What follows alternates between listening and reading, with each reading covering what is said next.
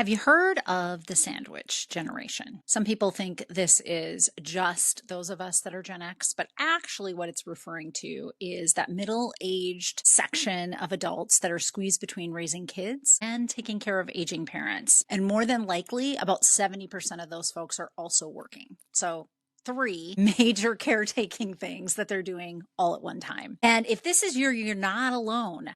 16 million Americans are right now currently sandwiched between those two generations. And I'm going to tell us a little bit about some statistics around that because I'm starting to see more and more of my female clients trying to figure out how to balance all of this. And I have this impression that a lot of them are throwing gasoline on the fire rather than actually helping themselves through this really difficult time. So if this is you, or if this is somebody you know, or if this could be you in the near future, then you'll want to keep listening.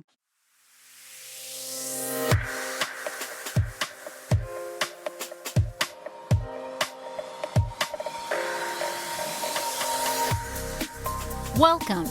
You're listening to The Centered Midlife, a podcast that teaches women in midlife to unapologetically stop silencing their dreams and start designing the lives they want to live in. I'm your host, Dr. Natalie, and as a clinical psychologist of the last 2 decades and a twice-divorced single mother myself, I not only know how hard it can feel heading into midlife, I am living it right here with you. I have taken all the many failed attempts and lessons learned in my own life and combine it with my extensive clinical experience to give you the tools you need to make midlife the best time in your life. No joke. So let's get started.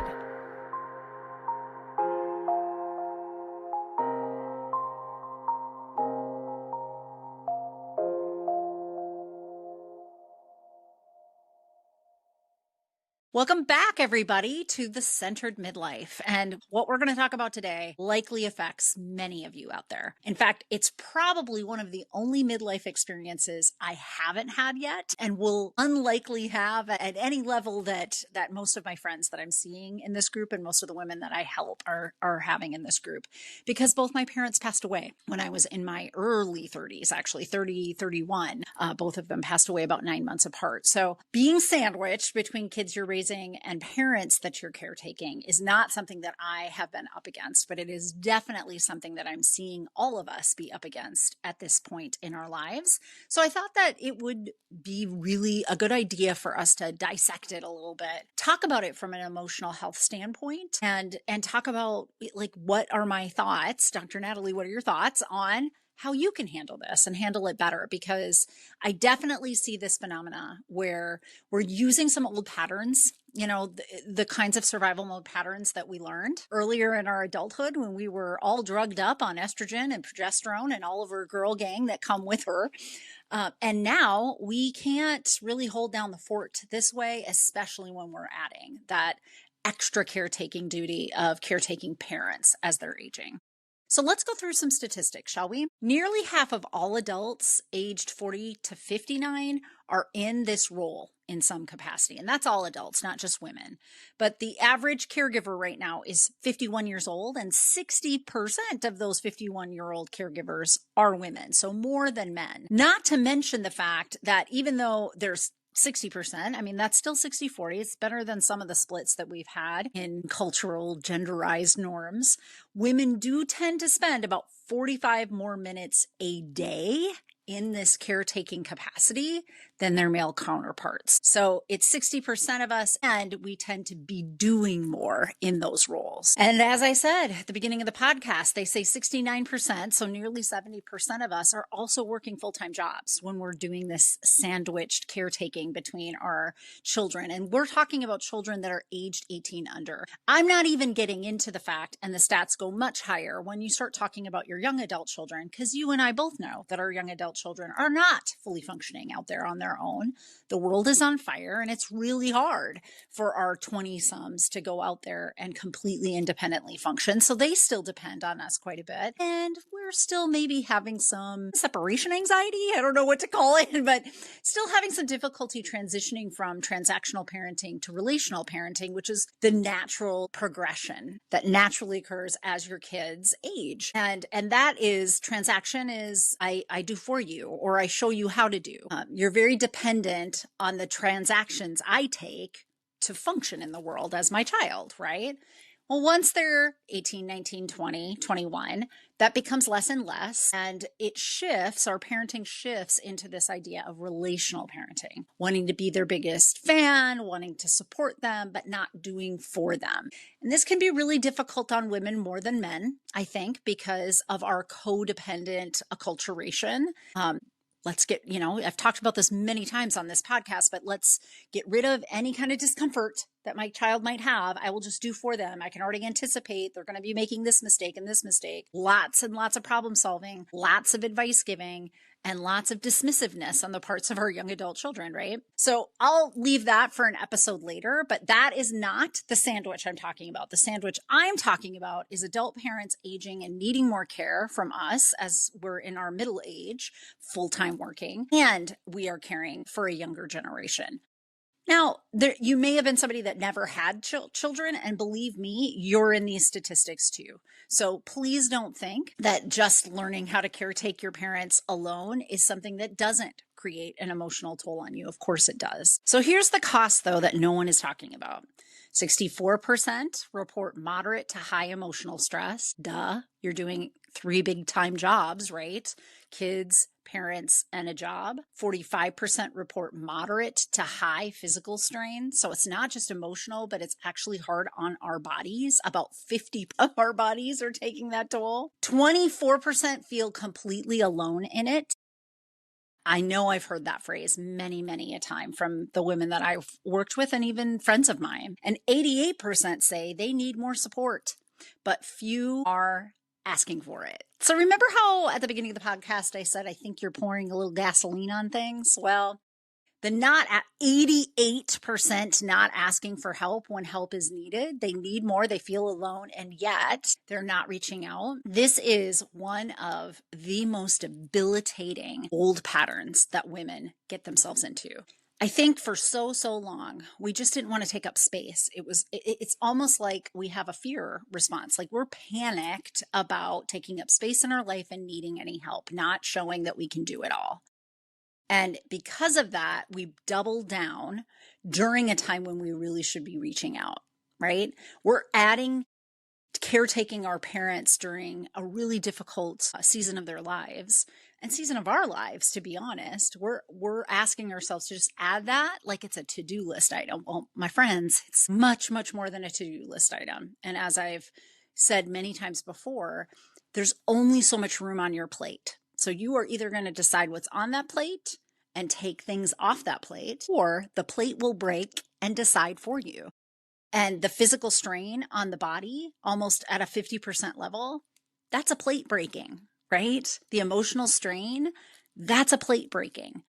And I don't want you to be stuck in that same position. So let's talk through what are some ways to get out of these bad habits that we've been in for so long. Before we get there, though, I also want to talk about the fact that there is a real financial squeeze in this too, which adds a different element to it. These are, adults that are full-time working, but sandwich caregivers are twice as likely to report financial difficulty compared to those that are not caring for their elderly parents. And the weight of this comes from all sorts of direction. It's time, it's money, it's body, it's emotions, right? But the financial squeeze definitely is its own element in this. So the reason I call this, I think that you're pouring gasoline on a fire, is that it's that double down principle. I do see that when women get stuck in the sandwich generation and they're caretaking in several directions in their life, one of the aspects of what they get into is this overwork principle. Like, I don't think I've ever met a woman that hasn't met a task she can't figure out,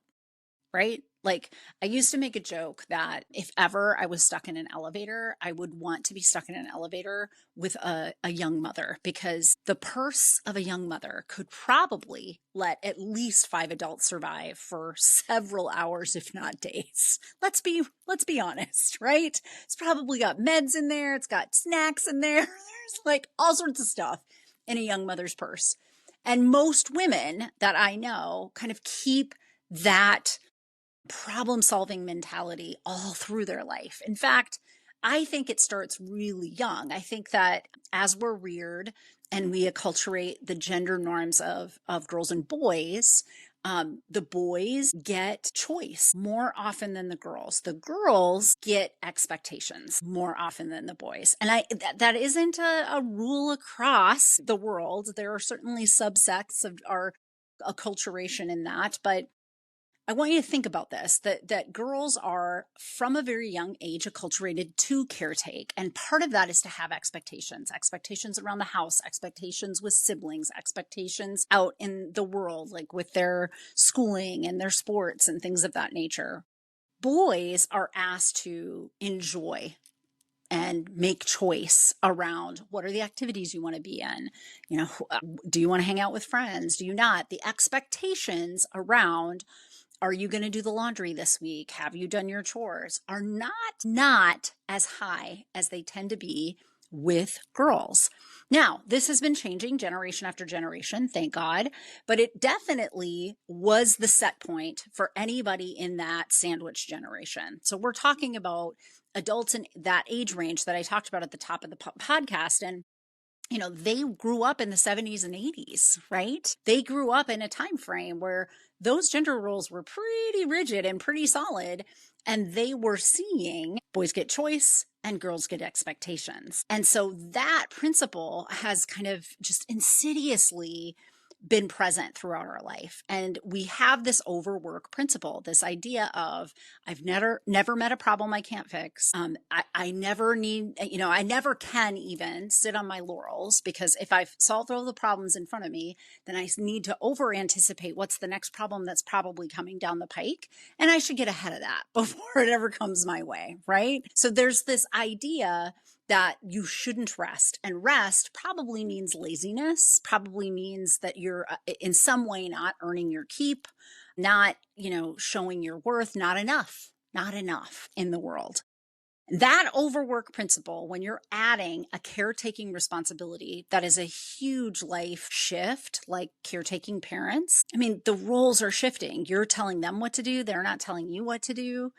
You're moving from relational. Remember how I talked at the top of the podcast that with our young adults, we're trying to move from transactional to relational. Well, now with our parents, we're trying to move from relational to transactional.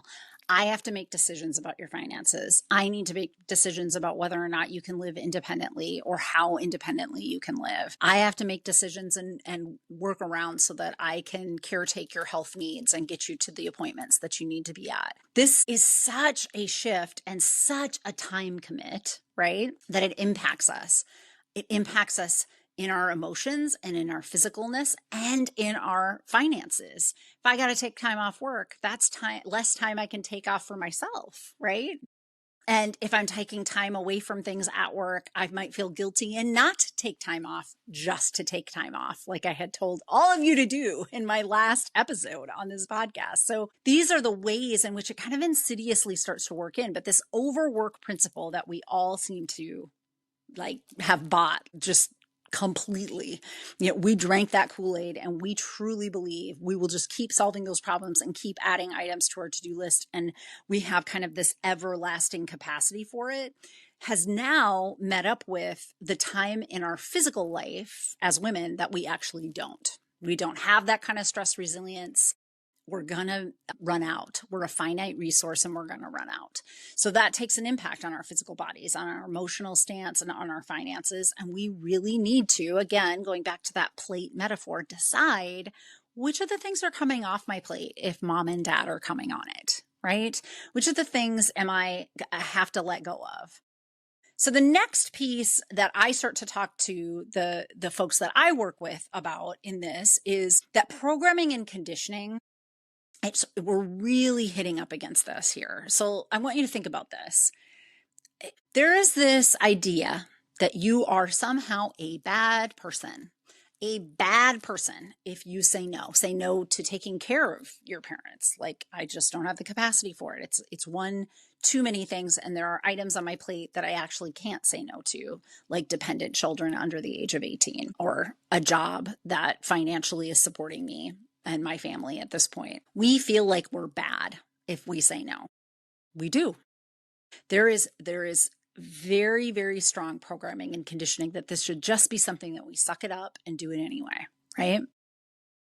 There are relational issues that have not been resolved in family systems. And there is programming and conditioning around you owe it to them, even though these relational issues have happened. So there are some very narcissistic or on that spectrum type of parents. The Gen X, between, ages of 35 and 65 even, boomer parents, parents in those earlier generations had a different approach to parenting that had a much more, you owe me kind of programming and conditioning behind it.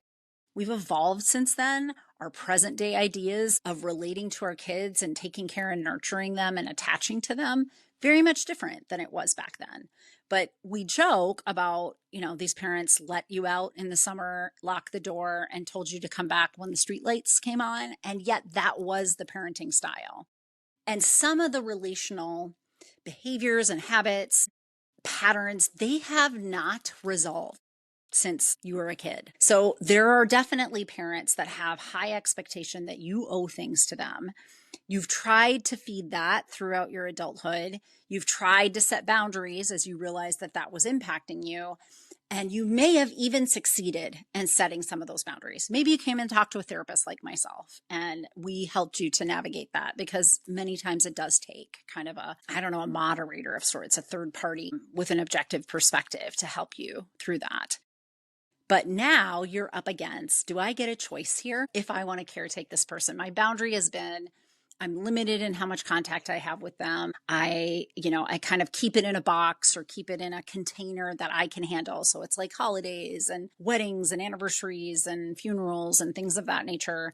And I don't take personally, the undercuts that my dad says or my mom says. But now you're going to have to caretake them and have a lot of interaction with them. And they may not be the healthiest people for you to be around and exposed to that much. Do you have a choice? Do you get to say no to this? Programming and conditioning of our culture would say, you are somehow a bad person if you do that. So there is a lot of people that feel obligated and stuck and add this to their plate and go back to their old overworking principles. I'll figure this out too. I'll just lump it in and add it in. But you truly aren't prepared for this. Now, I can't make this decision for you or not. I can tell you, and you can believe me or not believe me, you're not bad. You're not bad. And if you need to set that limit, you can set that limit. And if you feel like it's not in alignment with who you are as a person to set that limit, even though you probably should, like if it was any other relationship, you could have a hard no, but not with your parents. And I encourage you to talk to somebody like myself, because I definitely think that navigating the trickiness and stickiness of that definitely needs some extra assistance at this time. What I will say is that you will want to incorporate some form of self-care and make sure that you have the resources available to you to handle and take on this extra amount in your life, right? You do not have the capacity to pull in that much without making some major changes in your life. And so I definitely think that's a piece of this, is what resources do I need? So if the boundary can't be that I'm not going to have this much exposure to my parents. Now I will, because I'm caretaking them or becoming a major part of their life and life decision making from this point until the end of their lives. Then I need the resources to have a place to go away to, take care of myself, rejuvenate, renew, rest, and cut, stop with them, not have that be there. So if, you're doing an extra 45 minutes a day than your spouse, this might be one of those places. The resources, if we don't split it 50-50, I can't do it. Right. And if we're doing it for my parents, we're likely to do it for your parents. So please, let's talk about how do we do this? If you have a partner, that's a good place to get started on where are your resources. But self-care and resources are definitely a main part of intersection with that programming and conditioning piece. In general, though, you have to pull it out of being connected to your worthiness, right? When you say no to something, it has to be okay with you. And you need to be aware for a long time that bumped up against, am I a good person? You have to tell yourself, I'm a good person and I'm saying no. So any places where you have to put up some limits in this, putting up those limits and boundaries, you have to divorce that from this idea that that somehow means your worth is less, that you're not enough, that you're not keeping up with enough. Again, I think that talking to somebody like myself is really helpful during a time like that, because you do really need that sounding board that's helping you to keep that completely separate. This is not a function of whether you have the moral capacity to do this. This is relevant to, do you have the physical resources, the emotional resources, or the financial resources to keep up with this? You can be a good person and not be able to do it because those resources aren't in place. Sometimes I think that, when we're in this sandwich generation, it might be kind of a blessing. In a weird way.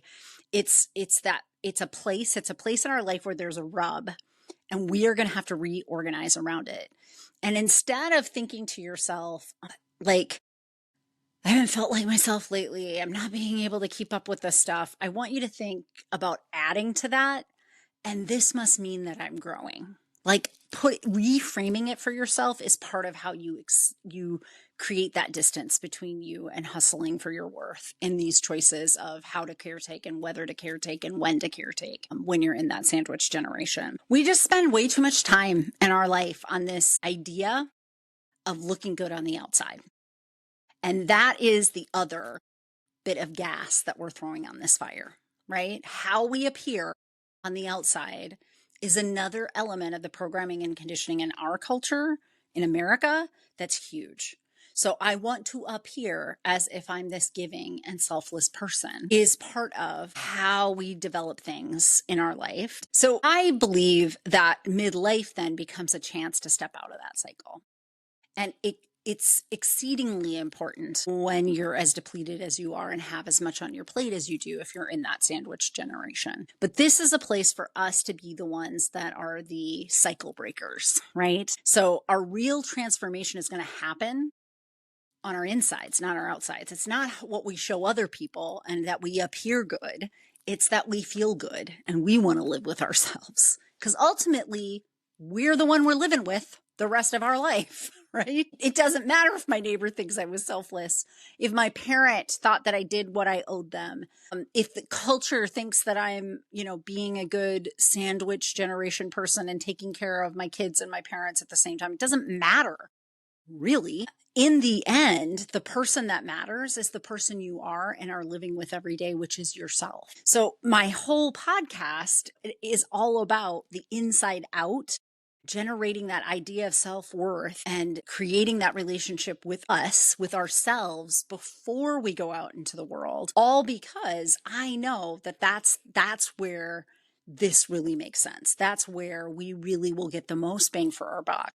So on your plate, I think that oftentimes we have fallen off. We are one of the things that has fallen off that plate, or got a little chip and we fell off. Definitely we should be at the center of all of that. And when we are, and we're doing that inside work, and we're coming back to the set point of, how do I feel about this? How am I doing with this? Is someone taking care of me? Am I taking care of me with this?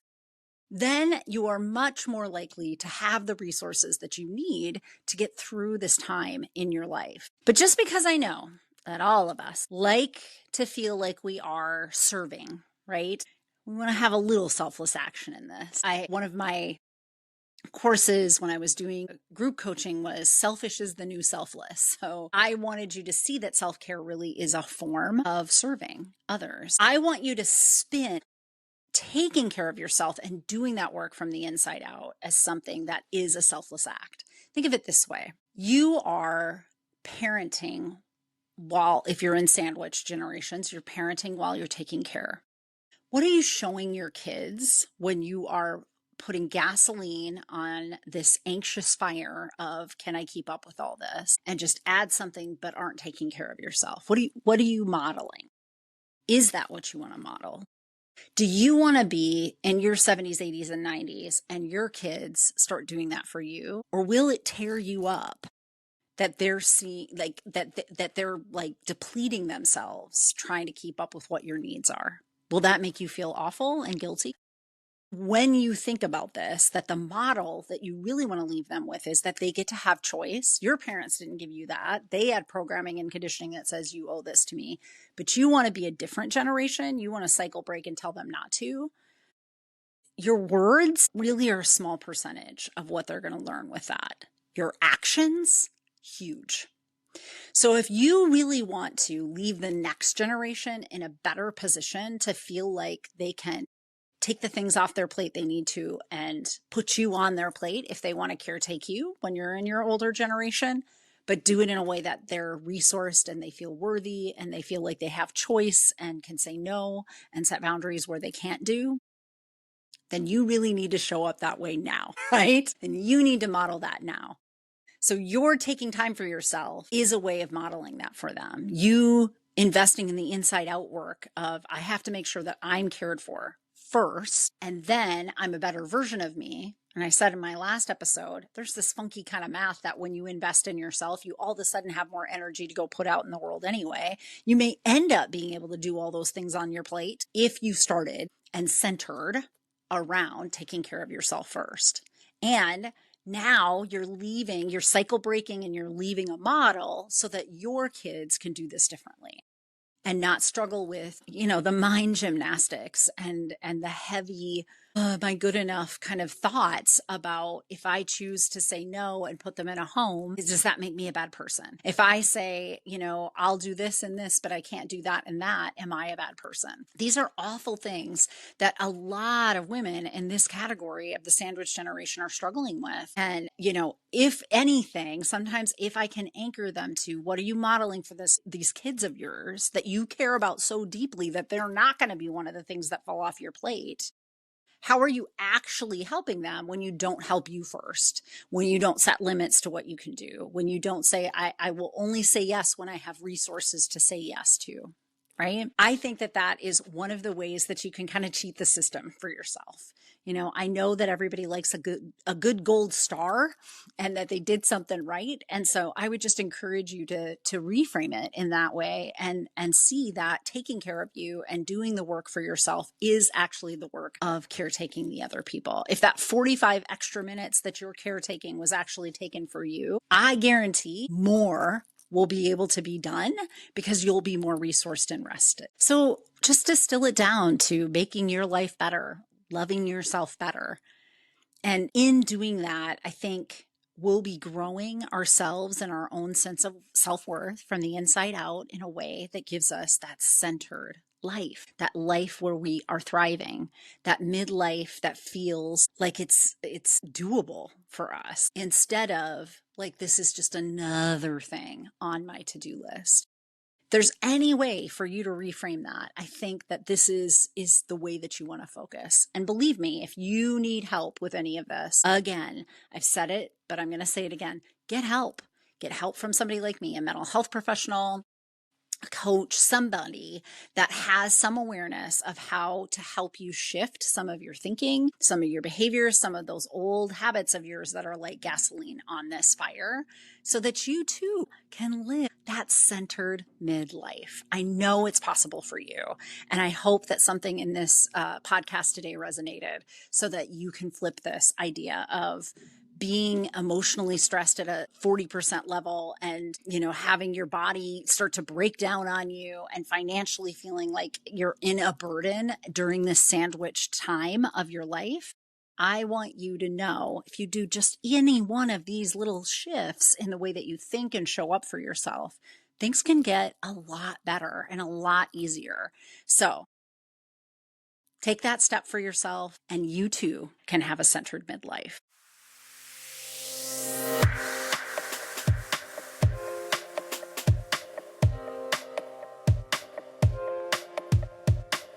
Because I am a licensed clinical psychologist in the state of Minnesota, I have to make sure at the end of each of these episodes that I give you the disclaimer that none of the material that I talk about in these podcasts is meant to replace any kind of therapy or formal medical or mental health treatment. And in fact, anything that I offer on my website, my coaching programs, any kind of psychoeducational materials that I release are not a replacement for that level of care.